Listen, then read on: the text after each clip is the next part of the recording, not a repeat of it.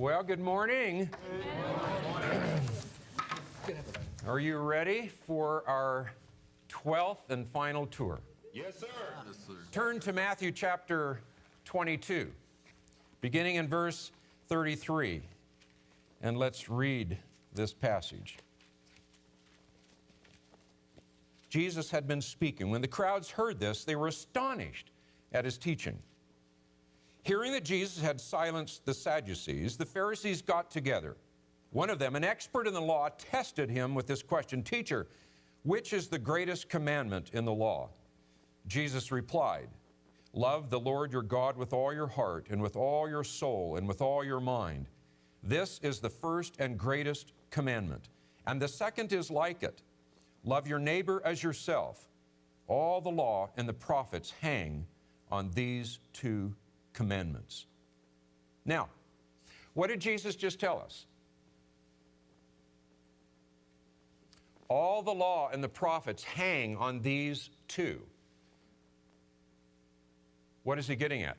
He's referring, let's turn to Deuteronomy for a minute. Deuteronomy chapter 6.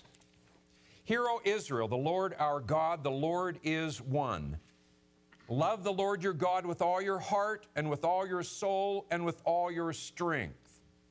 These commandments that I give you today are to be upon your hearts. Impress them on your children. Talk about them when you sit at home and when you walk along the road, when you lie down and when you get up. Tie them as symbols on your hands and bind them on your foreheads. Write them on the doorframes of your houses and on your gates." Jesus is referring to this. It's not one of the 10, but to some extent it appears to be almost a summation of them. Now, let's look at one more passage. Luke chapter 10, beginning in verse 25. On one occasion, an expert in the law stood up to test Jesus. "Teacher," he asked, "what must I do to inherit eternal life?" "What is written in the law?" he replied. "How do you read it?" He answered, "Love the Lord your God with all your heart and with all your soul and with all your strength and with all your mind, and love your neighbor as yourself." Now, it's interesting here because in the Old Testament, mind is not part of the list. And instead of repeating the 10 commandments, he repeats the greatest commandment and the second greatest commandment. We don't know, but I think this guy's been listening to Jesus. "You have answered correctly," Jesus replied. "Do this and you will live." A powerful statement by Jesus. And then, this is what we read next. "But he," who is he? The expert in the law. "But he wanted to justify himself, so he asked Jesus, 'And who is my neighbor?'" Well, the answer to that question is going to lead us into this sphere and to talk about what we have lost in terms of understanding of community and the radical design that God has given to us in terms of our responsibilities within this sphere to love our neighbor. So we've looked at all of these spheres. We began by gazing upon the face of God because it was the triune nature of God that helped us understand the fact that God designed social systems. And we learned what it means to submit. We learned what real authority is. Not the way the world twists authority and makes it ugly. Not the way the world says submission is an ugly word. We even talked about delegation of authority. We talked about oneness and unity, and we began to see as we looked at the other spheres that God has created, those social systems, that we began to see that He had stamped that divine image upon each one of those. Whether it was the family or the church, whether it was the state, and we began to realize how God's design was intended to keep this from becoming a huge monster. We looked at the general economic model and how God has given us the opportunity to be His creative stewards, to work with His goods in a creative way. And then we looked at the sphere of labor and understood how we have responsibilities here, whether we are the owner, the employer, whether we are the worker. And if we would but follow God's design in that social system, well, we would turn the world upside down. And so now we come to this sphere. What does it look like? It's a little different than the others because this sphere does not have any authority roles, but it has clear responsibility roles. And that may be why we neglect this so much, because there's no power found in here.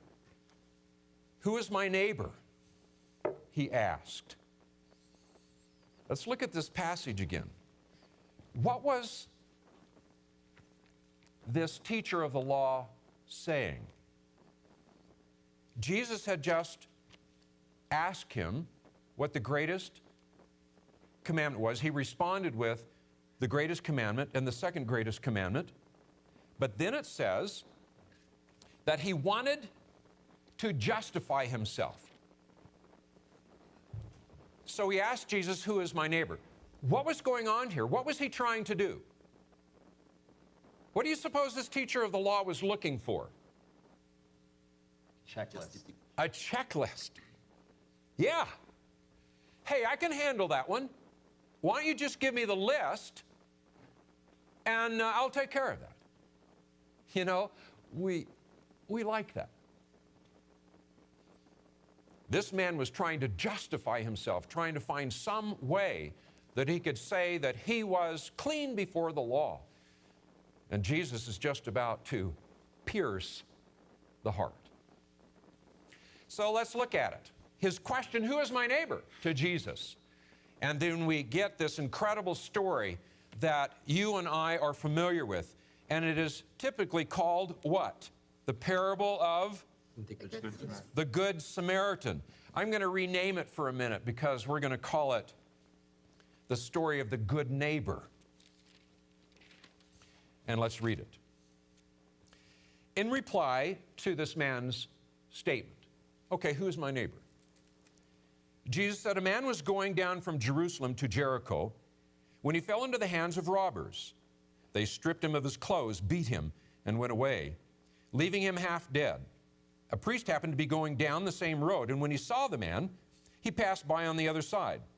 So too a Levite, when he came to the place and saw him, passed by on the other side. But a Samaritan, as he traveled, came where the man was, and when he saw him, he took pity on him. He went to him and bandaged his wounds, pouring on oil and wine.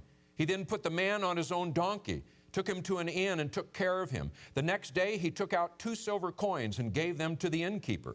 Look after him, he said, and when I return, I will reimburse you for any extra expense you may have. Which of these 3 do you think was a neighbor to the man who fell into the hands of robbers? The expert in the law replied, the one who had mercy on him.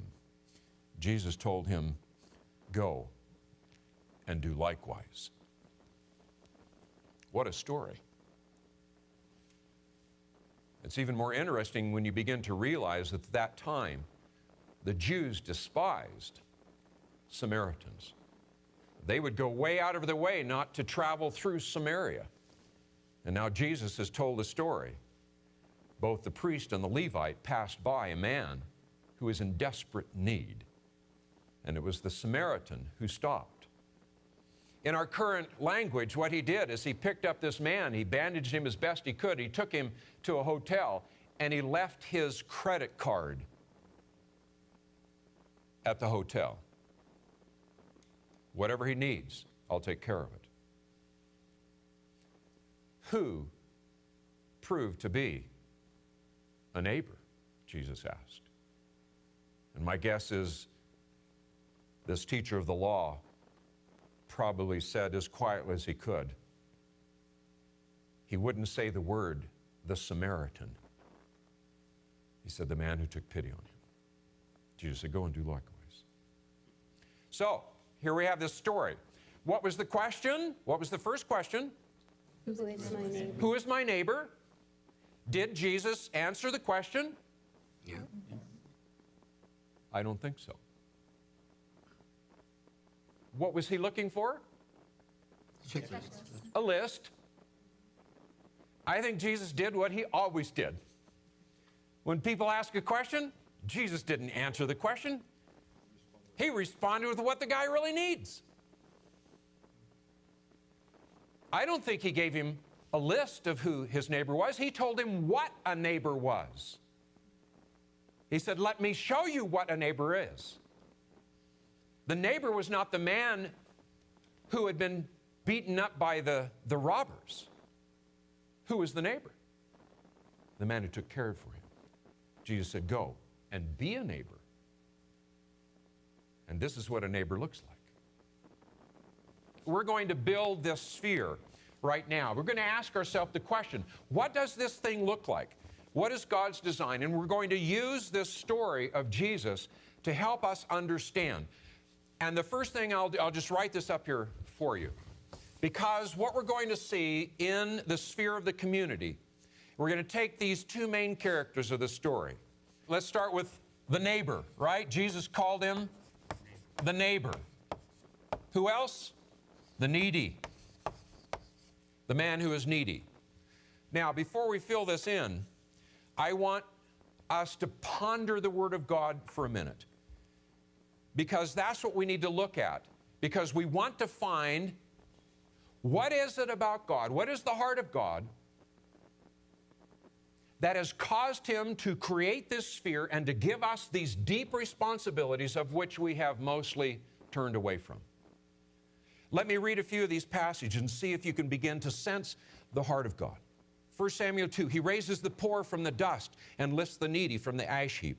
He seats them with princes and has them inherit a throne of honor. Job 5:11, the lowly He sets on high, and those who mourn are lifted to safety. Psalm 12:5, because of the oppression of the weak and the groaning of the needy, I will now arise. I will protect them from those who malign them. Psalm 72, He will defend the afflicted from among the people and save the children of the needy. He will crush the oppressor. Psalm 138, though the Lord is on high, He looks upon the lowly, but the proud He knows from afar. Who else should go in this sphere? God. Yeah. I'm going to write Christ here. We'll come back and talk about it. But did you get a sense from those verses that God has a deep heart for the needy? He is the one who's going to arise and protect them. So this is the sphere that we're going to begin to gaze upon and look at. Let's revisit one of those passages. Because of the oppression of the weak and the groaning of the needy, I will now arise, says the Lord. I will protect them from those who malign them. This should be a fearful thing. We need to begin to understand the heart of God and why this sphere is so close to His nature and being and character. This is not one for us to neglect. And so, we'll take a look at this design. God is serious about this idea that we need to be good neighbors. Who are the needy? Who are they? Poor.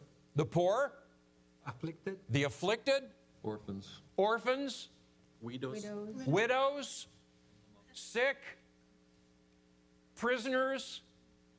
Those are the easy ones. What about the outcasts? Are they needy? When I was in grade school, right off the bat, I was an outcast. Made fun of, laughed at, joked about, ignored. And so I should have known better. At one point in grade school, not because of anything I have, but God just gave me the ability to play athletics, and I was good in my academics. And so at some point, I kind of overcame all that, and I became not an outcast, but kind of one of the in crowd. And I should have known better because I know what it's like to be on the other side. There was a young girl in our school. From our perspective, she was not attractive. She had a square chin that jutted out. And the more we teased her, the more she began to play the part and come to school with her hair ratted out. We called her the Foo. And whenever she would come around, we'd all yell, "Ooh, the Foo," and we'd run. One of my deep prayers and longings is that if this young girl did not commit suicide, that I may someday have the opportunity to tell her how sorry I am for the way we treated her. You can destroy someone's life when you begin to treat them like an outcast. Do you not think the heart of God weeps for the outcast? It does.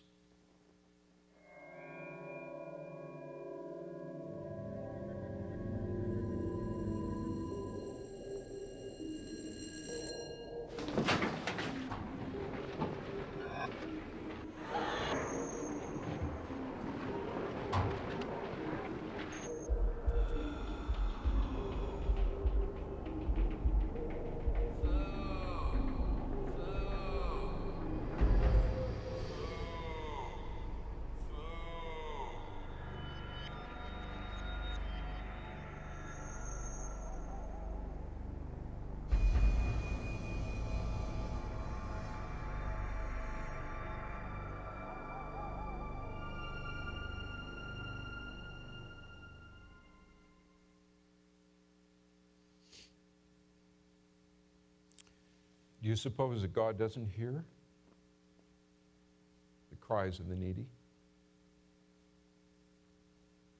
No, don't fool ourselves. He hears them even though they remain silent. Who are the needy? The outcasts, the unpopular, the neglected, the left out. I remember very clearly my first dance. Now, this may seem strange to you, but back in the old days when I was in school, we had what we called sock hops. I don't know what we called them that. I guess it's because you took your shoes off and you hopped around. But it was in the younger grade, and so we didn't go with dates. We just went to the dance, and it was at the gymnasium. And the girls would sit on this side, and the guys would sit on this side. And the music would start, and the guys would, at that time, I know this is strange to you today, the guys would ask the girls to dance.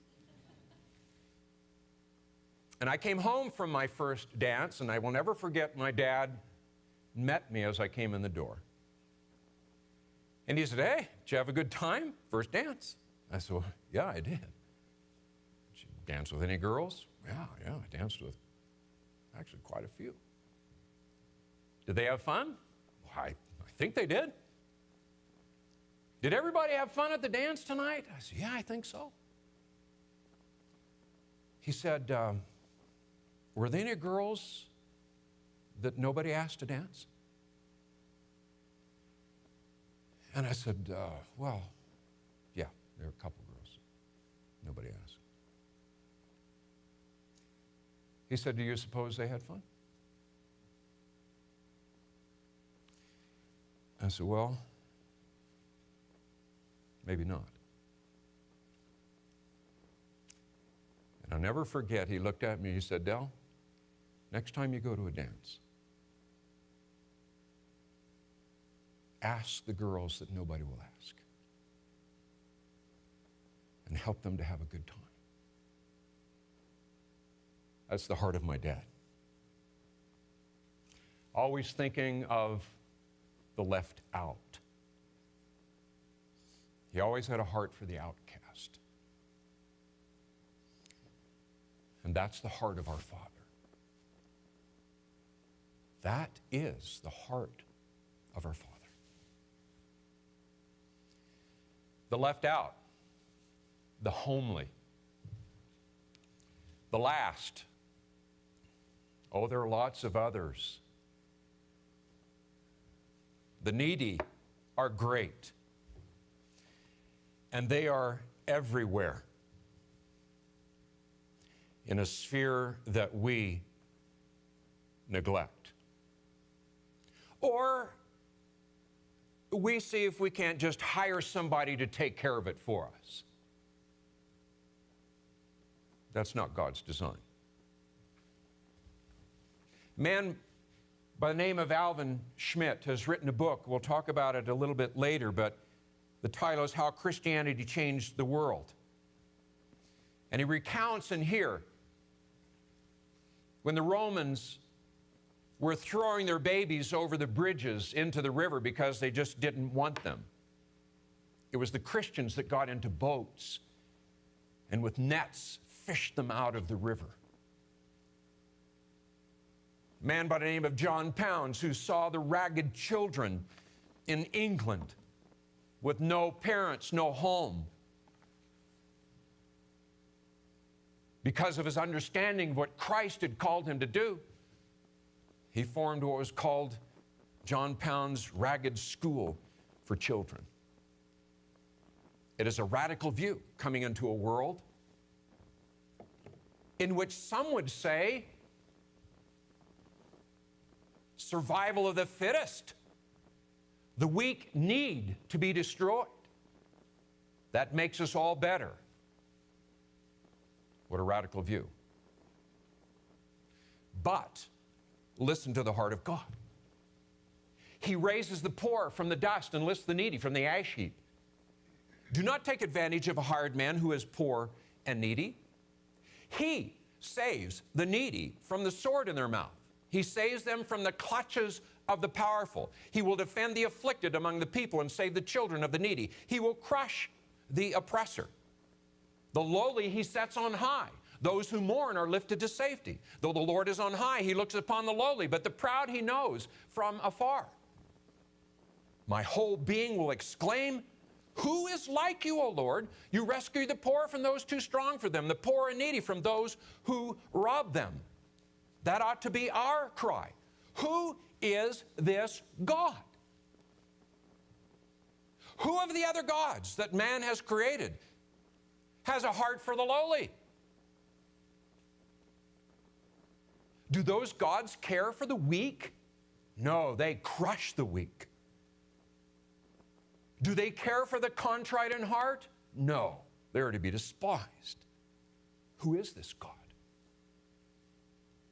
It is that question that threw me into my longest and most difficult cocoon. And this is the jewel in the cave.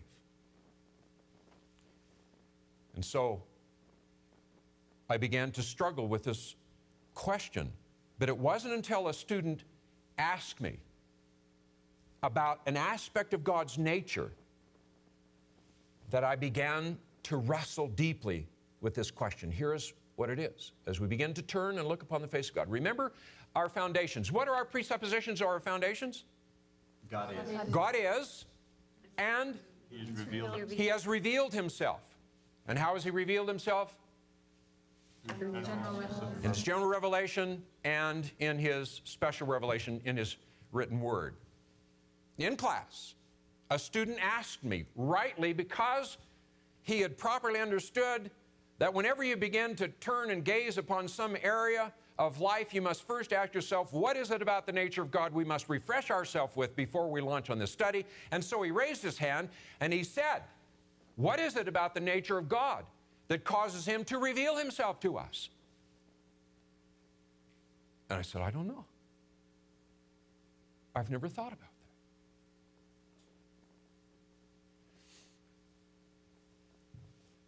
Who is this God?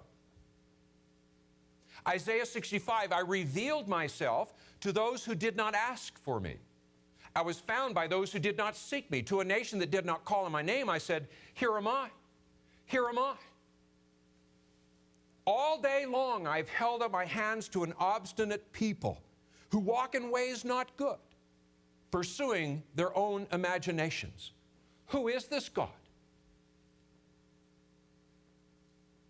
Who is this God who stands and weeps over Jerusalem and says, oh, Jerusalem, Jerusalem, you who kill the prophets and stone those sent to you. How often I have longed to gather your children together as a hen gathers her chicks under her wings, but you were not willing.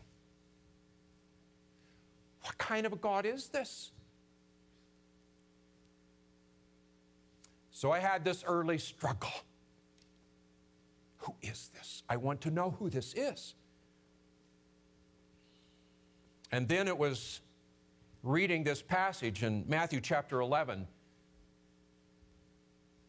that almost turned the lights out in my cocoon. Come to me, all you are weary and burdened, and I will give you rest. Take my yoke upon you and learn from me, Jesus is saying, for I am gentle and humble in heart, and you will find rest for your souls. And I began to search. Do you know it's the only place I could find where Jesus now tells us what his heart is? And he said his heart was gentle and humble. Whoa, you talk about going through a metamorphosis, because for me, the idea that God was somehow humble was just totally foreign to me, because to me, God was a fierce God. So God began to work on me. And we who with unveiled faces all reflect the Lord's glory are being metamorphed into his likeness with ever-increasing glory, which comes from the Lord who is the Spirit. And let me tell you, that transformation is not easy. For me, it was extremely difficult. And so I found myself in the big cocoon.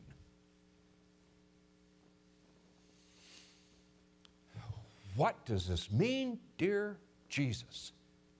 And so I began to look at the words. I said, oh, you know what? I bet this Greek word for humble is not the same word that God talks about us being humble. The word is tapainos. Well, guess what? It is the same word. Luke 1, he has performed mighty deeds with his arm. He has scattered those who are proud in their inmost thoughts. He has brought down rulers from the thrones, but he has lifted up the humble. Tapainos. James 4, 6, but he gives us more grace. That is why the scripture says, God is opposed to the proud, but gives grace to the humble. Tapainos. Verse 10, humble yourselves before the Lord, and he will lift you up. Do you remember the Last Supper? John chapter 13, where Jesus has brought together his disciples, and they are eating the Passover feast before he was about to sacrifice himself for us. By the way, they were probably seated at what we call the triclinium. The triclinium is simply a three-sided table. We don't know for sure, but this is probably the way they were seated. The host was here. The honored guest was here. And then the disciples were seated probably around this triclinium. Who do you suppose this was? Judas. Jesus was the honored guest. Who was this? John. Remember, he leaned on Jesus' breast. Who do you suppose this is? Peter. And you recall, Jesus did something at this time. He got up and he began to wash their feet. He went around the table. I used to think that Peter was very humble when we said, Lord, you're not going to wash my feet. But you know what? I think it was pride. Jesus said, if I do not wash your feet, you have no part in me. And Peter says, do it. Oh, my body. Yeah. Wash me all over. So I'm reading this passage. And then all of a sudden comes the killer. We're still in the midst of this upper room, And you're familiar with this passage. Let me read it to you from John chapter 14, beginning in verse 4. You know the way to the place where I'm going, Jesus said. Thomas said to him, Lord, we don't know where you're going, so how can we know the way? Jesus answered, I am the way and the truth and the life. No one comes to the Father except through me. If you really knew me, you would know my Father as well. From now on, you do know him and have seen him. Philip said, Lord, show us the Father, and that will be enough for us. And Jesus answered, don't you know me, Philip? Even after I have been among you such a long time? Anyone who has seen me has seen the Father. And I fell to my knees because Jesus had just given them one of the greatest signs of humility in washing their feet. And Philip says, hey, show us the Father, that'll be enough. And Jesus says, if you've seen me, you've seen the Father. And I began to realize that the God whom we serve is a God who has a humble heart. Why does God call us to be holy? Because He is holy. Why are we to be perfect? Because He is perfect. Why are we to be humble? Because He's arrogant? No. Why does He say, my heart is with the contrite and the lowly, but the proud I see from afar? Because the proud heart is contrary to His nature.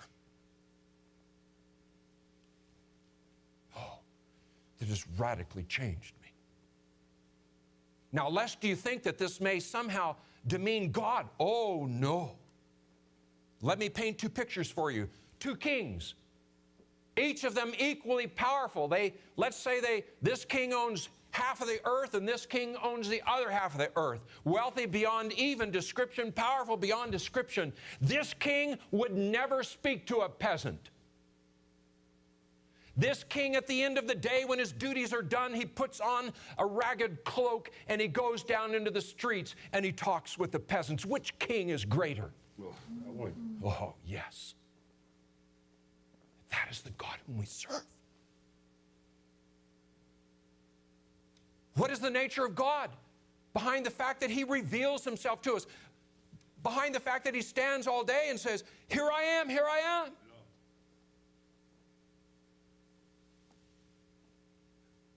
Who says, I will now arise for the cause of the weak and the needy. We serve a God whose heart is humble. Don't mistake this in the same way we might mistake the idea when God says His name is jealous. Remember we talked about that? It's not the jealousy, the sinful jealousy. Do not mistake this understanding of humbleness and humility. I'll give it to you to search it out deeply. 2 Timothy says this, God did not give us a spirit of timidity, but a spirit of power, of love, and self-discipline. Humility is not timidity. I remember reading a book a long, long time ago, and it's the title that stays with me. It was a book about Jesus, but it was the title that said, the title was The Man of Steel and Velvet. Yes, Jesus, meek, gentle, humble in heart, but He is also the one that took the whip. He is also the one who stood before the Pharisees and the teachers in the law. He says, you brood of vipers, you hypocrites. He was not timid. Humility is not timidity. But when you begin to look at what the Spirit gives to us, think about the fruit of the Spirit. Love, joy, peace, patience, kindness, goodness, mercy, long-suffering. Oh, do you see the heart of God? My whole being will exclaim, who is like you, O Lord? You rescue the poor from those too strong for them, the poor and the needy from those who rob them. Who is this God? Jesus said, love the Lord your God with all your heart, with all your soul, and with all your mind. This is the first and greatest commandment. Why is that the greatest commandment? Why is this the second greatest commandment? Love your neighbor as yourself. You do not understand this until you gaze upon the face of God. Father Sirico understands deeply the need to treat our neighbors right and why we should. The thing that made Christian charity distinct from philanthropy was the view of the human person. When the Christian confronts human need, the Christian does that with the sense that the being who stands before us is an eternal being. C.S. Lewis says, you have never met a mere mortal. Everyone you have ever come in contact with, you've argued with or traded with, every one of them is either an immortal horror or an everlasting splendor. But you have never met a mere mortal.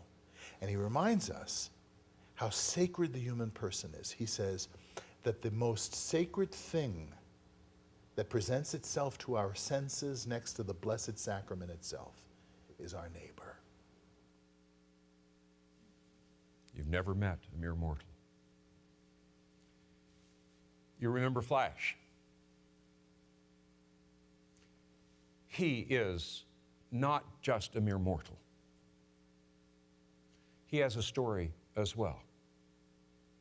Does anyone take time to listen to it, to understand it?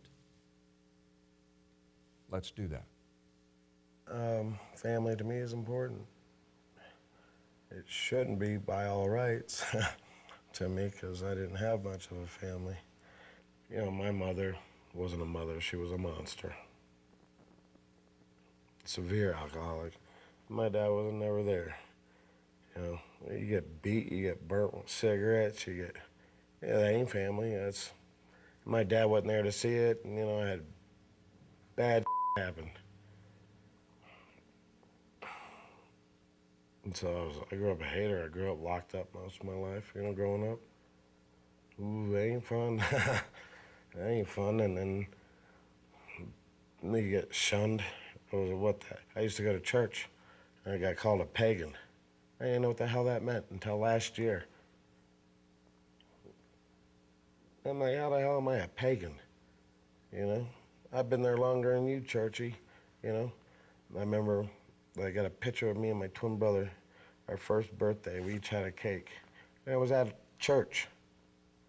And this lady, Millie Craig, she was ended up being a friend of my father's later on, but I remember her my whole life growing up.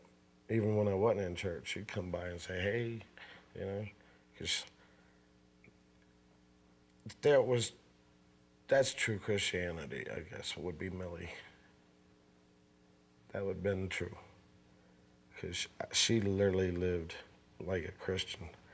You know, I don't say not everybody isn't, you know. I just said 90%. It's very rare that you really find that person because it's like, wow, you can tell. I mean, you can really tell. If you believe, you believe. I don't care. I believe in me. You know what I'm saying? Religion, period, all the way. Because I just don't believe. That's just crap. That's called power, and that's called crap to me. But Christianity is a little bit, you know, at least I'll give a true Christian props. As long as he, you know, if you do what you say you are, you know, then how can I take that away from you? Yeah, I won't. But I have met but very few. I won't even hold up a finger. You know, it's that few. So, when my dad died, that broke my heart. Not knowing if I thought we were friends, but I didn't know he had Alzheimer's, you know, or what that was about. Like I said, I was a bastard my whole life. I thought he hated me, you know, my stupidity. And then I hated him. I hated my whole family. Of course, I hated myself. But it was too late, I think. I'll never know, so that's the worst part. And then not knowing if I got to be his friend, that broke my heart. Not seeing my son every day breaks my heart.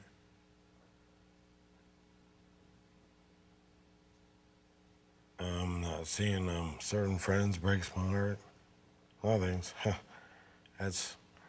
I got a lot of heart. And thank God, because it gets broke in pieces a lot. I still have it, though. Yeah, there's a lot of things that break my heart. I already know what's going to happen in the flash when I die. I'm going to die. I'm going to become food for some worms, you know what I mean? And then a lot of people are going to cry. A lot of people will be happy, maybe. And you know what? And then that's another part of the cycle of life. You know, you can't have life without death. You know? I ain't so much worried about it. I was already supposed to have been dead. I've been through some very heavy trauma lately, and I'm overcoming a lot, and they don't even know why, the doctors, you know? So why worry? Why worry about the small stuff? You live life, don't let life live you. That's the way I see it. So I'm gonna die happy, regardless if it was tomorrow.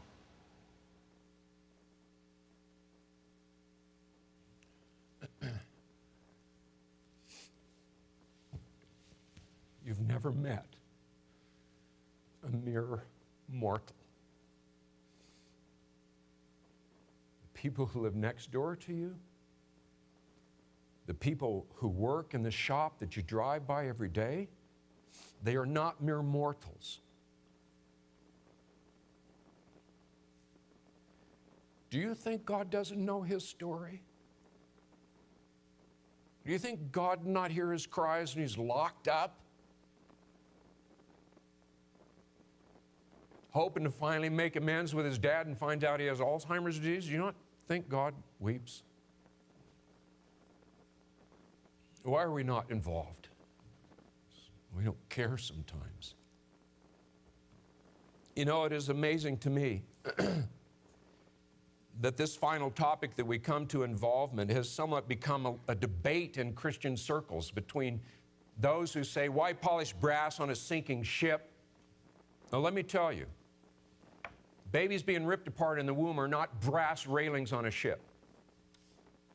And God has not called us to simply shrink away. How do we know that? All we have to do is look at him. He listens and he touches. He comforts and he disciplines. He dwells within us and he intercedes. He protects us, he guides us, he provides our every need. He is the vine and he gives us life. He has spoken to us in his word, and he keeps us from temptations that we cannot bear. He is deeply involved. God is not apathetic. He does not abstain. He does not abdicate his responsibilities to fulfill his promises. He is faithful to the end. He is a father to the fatherless. He defends the weak and the needy. He is righteous and he does what is right. He sends rain on the just and the unjust. You cannot accuse God of copping out. He doesn't bail. He doesn't flee. He never retreats and he never abandons the battle. He is deeply involved. He takes the evil king to task and he judges the wicked. He opposes the proud, but he gives grace to the humble. He hears the cries of his people. He listens to them, and he answers our prayers. His providential hand has been felt by those who've come before us, and it will be felt by those who come after us. He brings peace in the midst of trials. He opens the prison doors. He sets the captives free.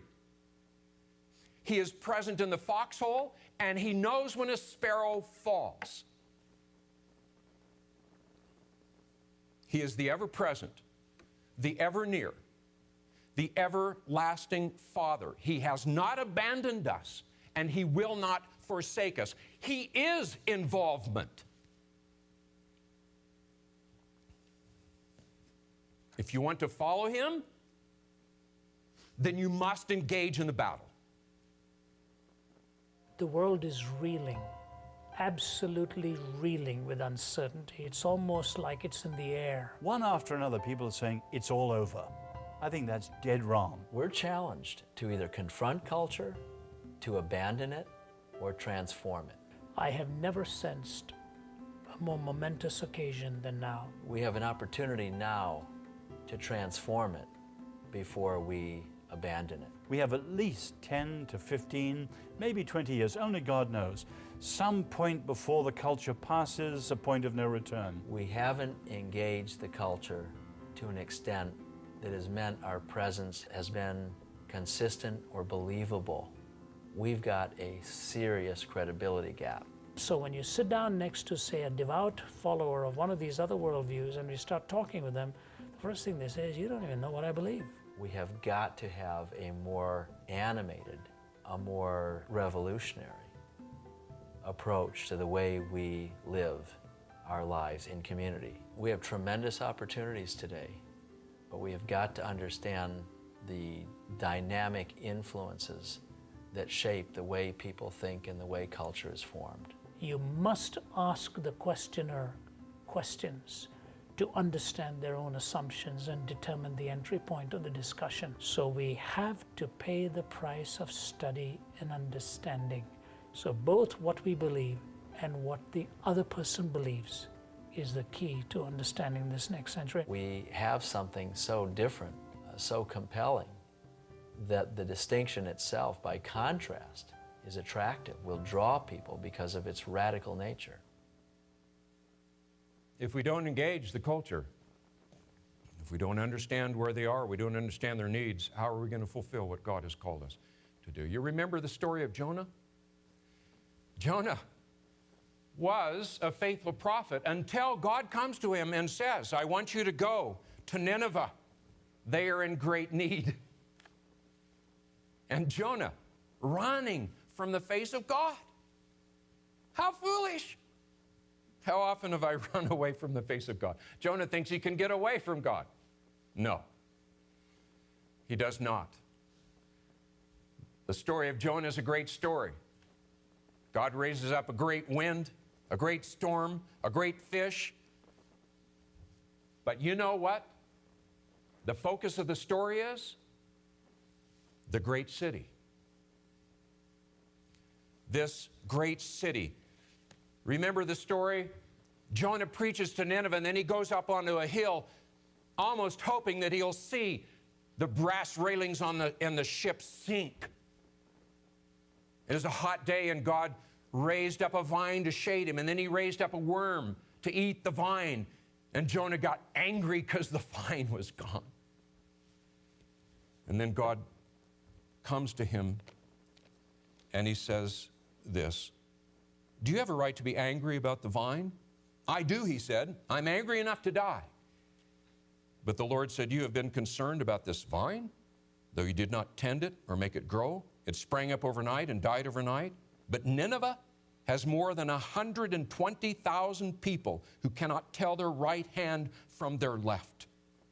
Should I not be concerned about that great city?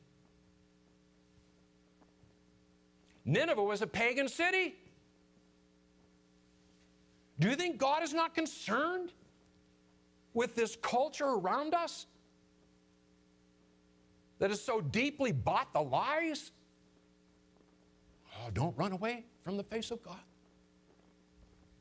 He has called us to transform our culture.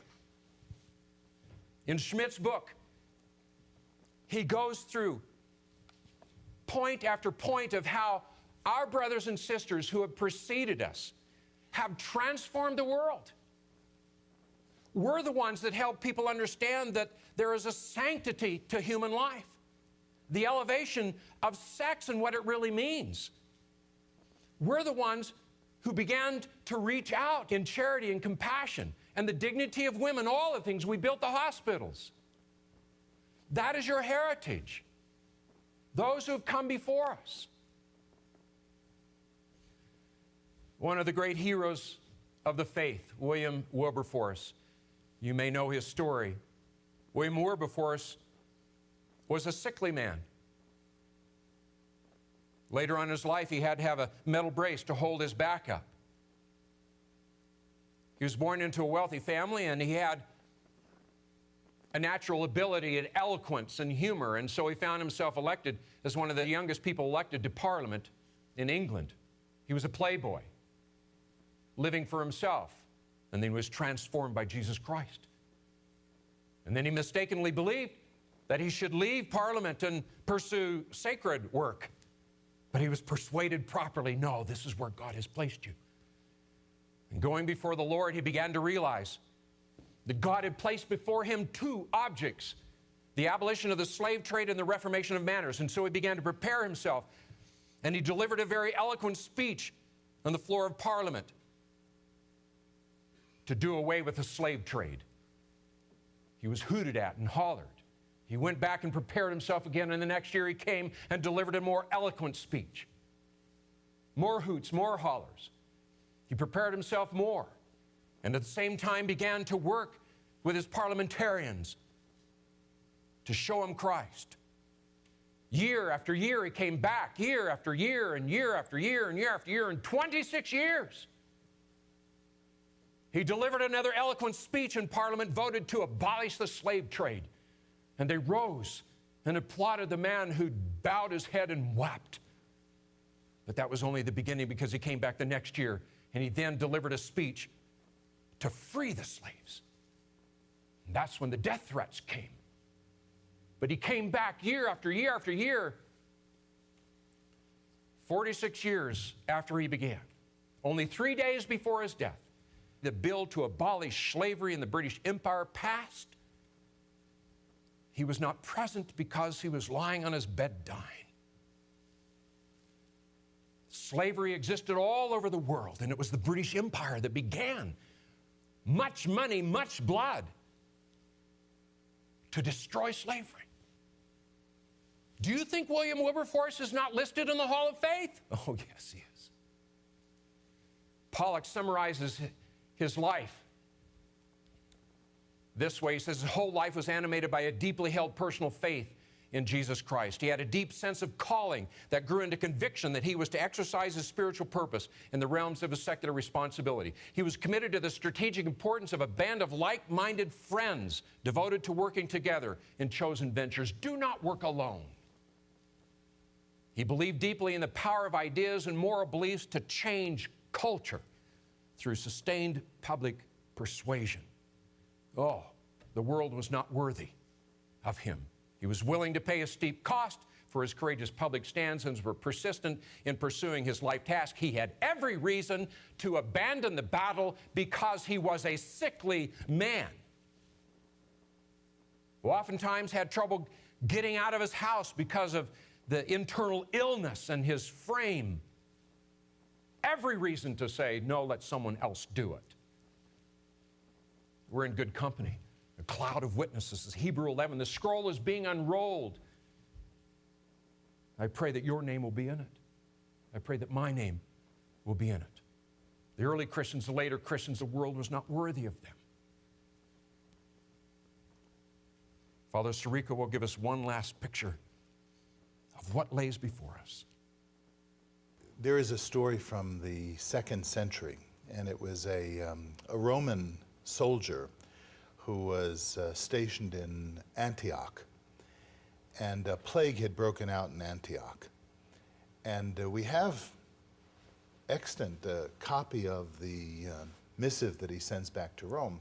And he says something to this effect.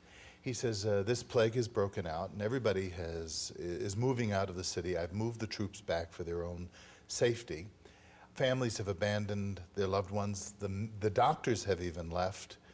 Of course, all the politicians are out. But one curious thing is happening. There is a sect in Antioch who are themselves, some of them not infected, who are taking care of the dying. And they do this out of love for this God that they worship, whom they call, and I think he mispronounces or miswrites the name, Christus, something to that effect. And it's very interesting to see, so early on in Christianity, that believers were willing to risk themselves to tend to those who were vulnerable. What a great cloud of witnesses, those who have come before us. We need to stand and take care of what God has called us to take care of in the culture that He's placed us in. There are a lot of you who have asked me this question, and I have put you off. Several have come up and said, what do we do? What do I do? And I said, I'm not going to answer that question until the last tour. And I'm going to answer it now. What do we do? What do you do? My answer, I have no clue. I know the one who does. I know the one who made you. I know the one who gave you gifts and talents. I know the one who placed a passion within you. And He will not forsake a one of His children who goes before Him and say, Lord, I'm ready. I'm sold out. He knows you. I don't have a clue what you should do. All I know is that you should do, and I should do. Oh, I pray that will happen. Father, bless each and every one of these students. May you reveal yourself to them. May they gaze upon your face and not turn away. May you metamorph them, transform them, transfigure them into your image. That is what we seek, and that is what we seek alone. Soli Deo Gloria. In the name of Jesus,